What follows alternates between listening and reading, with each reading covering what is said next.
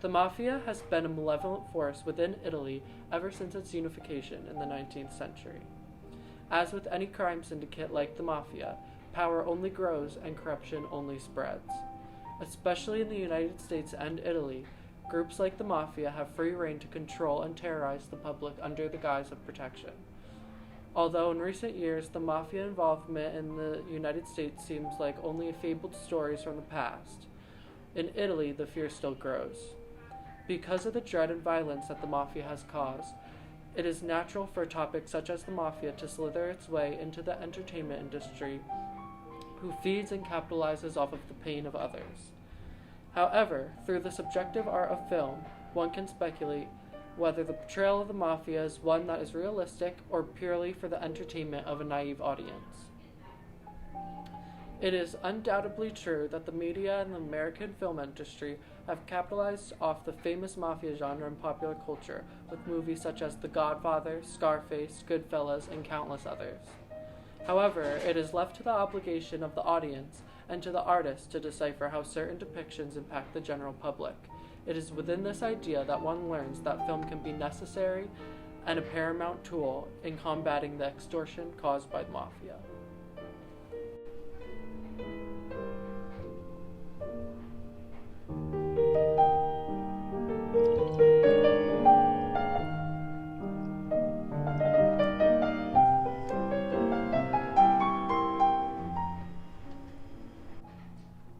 In the United States, Mafia activity has dwindled, but it does not diminish the fact that the group had a major influence on its popular culture. In fact, Mafia portrayal in American film can be traced all the way back to the silent film era, with the films The Musketeers of Pig Alley and Underworld. Michael Posner notes in the article The Mafia in Hollywood, the Early Years. Among the earliest cinematic forays in the genre were two silent films, D.W. Griffith's The Musketeers of Pig Alley. Al Capone is said to have crafted his persona after its characters, and Joseph von Sternberg's Underworld. Here we could see how film influenced one of the most infamous American mafia gangsters of all time, Al Capone. It is within this that we could see the importance and the effect of the media on the American public. One could even speculate, would Al Capone even have involved himself in the Mafia if he ever saw these films? Although one can only speculate, it is still important to note that even small details in films can lead to major impacts. Posner also describes in his article, after Capone was sidelined in 1931, the Chicago outfit, as it was known, generally received less scrutiny than the mob in New York and Las Vegas. In fact, it wielded enormous power. It was under Frank Nitti, a first cousin of Capone's, that the Mafia first moved in on Hollywood's unions, and in tandem, the studios. And Brown, a Mafia stooge, was elected president of the International Alliance of Theatrical Stage Employees, the union that controlled America's theaters and, in effect, its entertainment industry. Here it is seen that the Mafia is rooted within the entertainment industry, especially within one of the industry's most influential eras, the Golden Age of cinema. The history of extortion of the film industry is reason to believe that the Mafia had influence and power over what narratives they were producing. However, it wasn't until the 1970s with the release of The Godfather that until the glorification of the Mafia really set into American culture. It is no wonder that the Mafia was glorified and romanticized in the eyes of the American public with films like The Godfather. Handsome, tuxedo-wearing, gun-wielding, and smooth-talking Mafia members make up most of the depictions in The Godfather and other American Mafia films. In my opinion, I would say that these depictions of Mafia members rose to popularity mainly because its contents appealed to a stereotypical male fantasy. The macho demeanor of these mafiosi appealed to a male fantasy of being hyper-masculine and dominant, therefore attracting a male audience, one that was in the forefront, especially in the 1970s. One reason that American Mafia films do this is because of their disconnect from Italian culture and the Mafia as a whole. Although the Mafia has been prevalent in America, as explained before, historically it has been less dangerous than in the Italian Mafia. Danaranga explains this in their article, Why Italian Cinema is Starting to Glamorize the Mafia. The Mafia glamorized sheen in America's collective conscious might be due to the fact that the Mafia never attained much power in the US compared with Italy. Fewer lives have been lost and fewer businesses destroyed by the organized crime syndicate. Today, many see the Mafia as a relic of the past. Here, we can see that the US has a major disconnect from the actual lives of the Italian public. Rarely in American Mafia films do we see accurate information about the Mafia and how it impacts people in the real world. This is inherently harmful because of the stereotypes that these films portray. Ranga describes the typical mafiosi depicted in these films. For almost a century, American filmmakers have glamorized the Mafia, depicting their ranks as so charismatic and quick-witted that you might want to invite them over for dinner.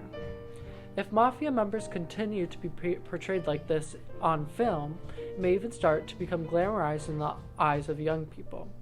We can actually see this as an example in the Italian Mafia film Gomorrah, directed by Matteo Garrone. In this film, we could see two teenagers, Marco and Ciro, reference the American Mafia film Scarface. Ciro exclaims, "I'm Tony Montana." Here, Ciro and Marco are playing with guns. When Ciro exclaims this as an audience, we can see that they are pretending to be in the movie Scarface, with Tony Montana being the main protagonist of the film. This is a prime example of how even American Mafia films have an impact on Italian society and can cause harm. In the scene, we see these children playing with guns and becoming a part of organized crime, in part because they are romanticizing American Mafia films. In Italian Mafia films, we could see a completely different trend, one that deglamorizes the Mafia. Using Ranga's claim about American cinema, one can deduce that Italian films deglamorize the Mafia because they have more of a connection to the Mafia itself. If one looks to the history of Italy, one can also see reasoning in why Italian cinema might want to deglamorize the Mafia.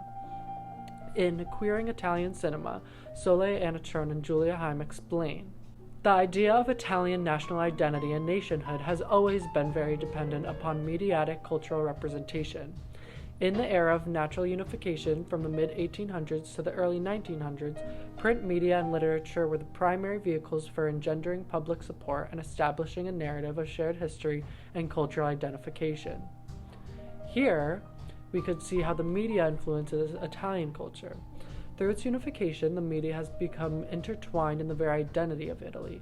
Similarly, the Mafia has also come to power during the unification of Italy with the same results. Throughout Italian history, the media has played a role in influencing the public's views. Therefore, by glamorizing the Mafia, the issue would only get worse in Italy. Also, because of the greater connection that Italy has to the Mafia, there really isn't anything to glamorize. Many Italians would rather not even talk about the Mafia and believe silence is the best way to stay out of the Mafia's grasp.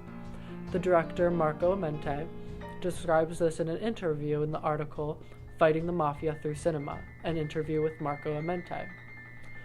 "Many people, they grow up in Sicily, even when they are adults, pretend not to see. They are like ostriches, with their heads in the sand. They know that the Mafia is around, but they believe that if they don't get involved in their business, they can quietly live their lives. You don't bother them, and they won't bother you.